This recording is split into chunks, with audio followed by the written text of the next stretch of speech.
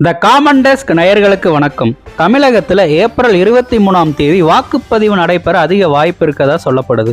தமிழகத்தில் ஆளும் கட்சியான திமுக அரசின் பதவிக்காலம் மே 10 நிறைவடைகிறது.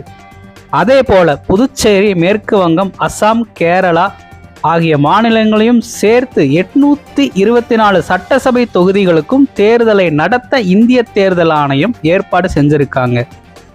இந்திய தலைமை தேர்தல் ஆணையர் ஞானேஷ்குமார் சென்னை வந்து தமிழக தலைமை தேர்தல் அதிகாரி அர்ச்சனா பட்நாயக்குடன் ஆலோசனை நடத்தினார்.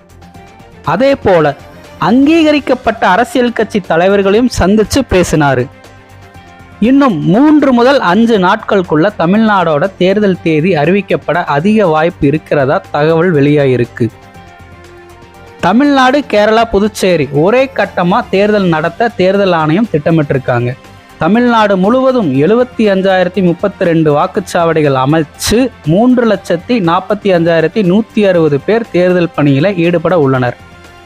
இதே போல அரசியல் செய்திகளை உடனுக்குடன் தெரிந்து கொள்ள த காமன் டெஸ்க் சேனலை சப்ஸ்கிரைப் பண்ணுங்க. நன்றி மக்களே.